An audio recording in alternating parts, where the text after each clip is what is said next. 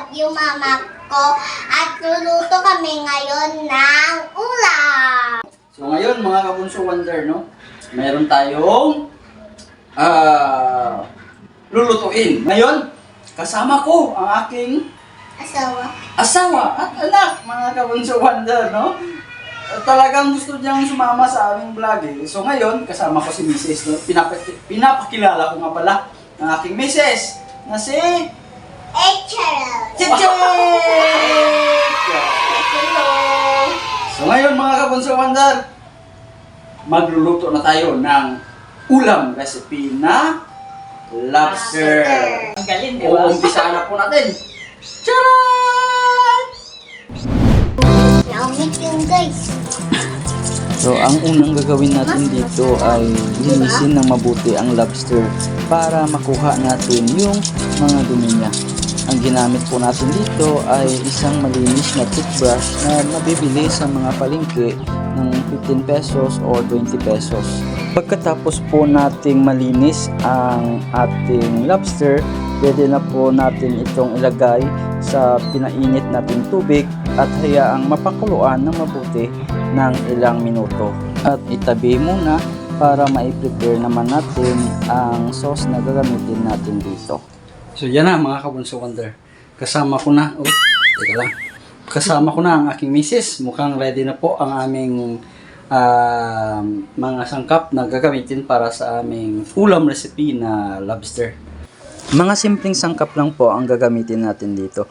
Mantika, bawang, sibuyas, oyster sauce, asukal, asin, fried garlic, at Sprite. Ready na po yung ating lobster. Okay? So, Mrs., okay ka na? Alright.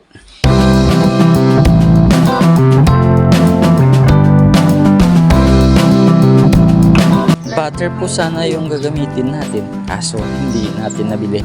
Kaya mantika na lang ang ginamit kong pamisa. Pinainit na ni Mrs. ako ang mantika pala para maging katakam-takam ang amoy ng bawang pag ito'y nailagay na. Yun na nga, na aamoy na natin yung bango ng bawang. Sumunod naman ang sibuyas.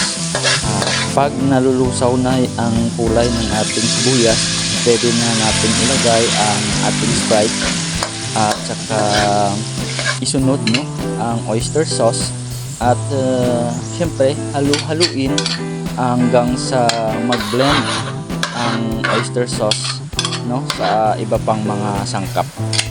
Then pagkatapos ay ilalagay lang ang pinakuluan nating lobster para manuot din dito ang timpla ng sauce na niluluto natin.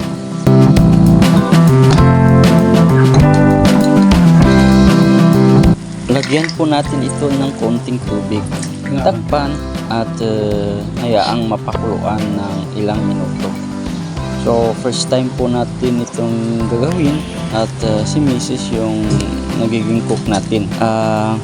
Bakit nga ba? First time dahil siguro ang lobster ay isa sa mga pangkaraniwang ulam namin. Marahil dahil sa bihira lang ito makita sa mga palengke. Pero karaniwang dahilan ng mga tao ay sa kamahalan ng presyo. Titimplahan din natin ito ng kaunting asukal para magkaroon ng dagdag na tamis dahil sa Sprite na inilagay natin kanina. So, lagyan din natin ng konting asin para kahit paano ay mayroong kaunting alat na magbabalanse sa tamis ng sauce. At para maging kompleto na ang ating mga sangkap, ilagay na rin natin dito ang ating fried garlic at hintayin lang ng ilang minuto dahil ready na itong i-serve at hiyain para sa ating ulam ngayong tanghalian.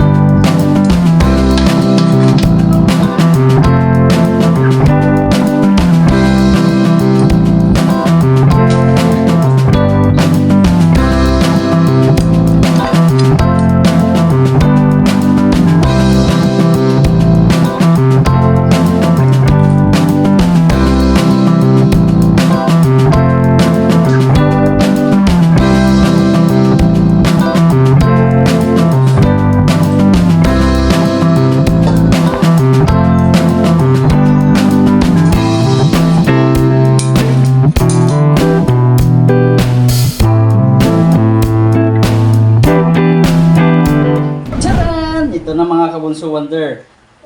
Ang niluto ni Mrs. Tamang-tama para sa aming tanghalian ngayong Sabado, mga kabunso wonder. So, ano pang hinihintay natin? Aya, pray mo na. Lead mo na yung prayer. Father, the Son, and the Holy Spirit. Amen. Angel of God, my guardian, Lord, of much love and judgment, ever the story of my second life and that to you in life. Amen. Amen. Amen. Yay! Hati na tayo. Gamay.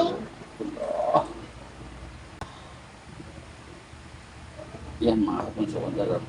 Mama. Mama, sa Bobby Lobster. Parang hindi ako marunong mag-ano nito. Sabi sa'yo, kailangan ng ano, bunting. Yan. Yan. Bobby Lobster. Unang tikim, mga kabunso wonder.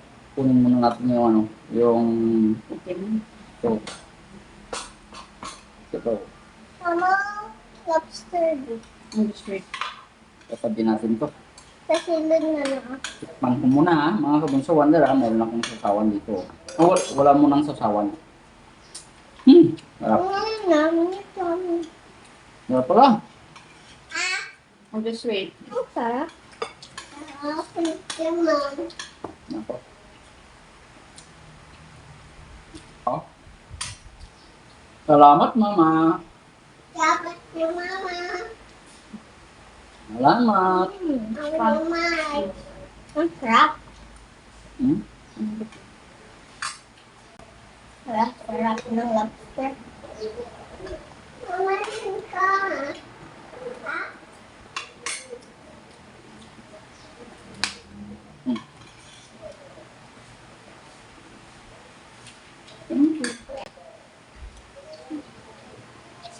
Parang kukunin dito ito. Thank you, mama.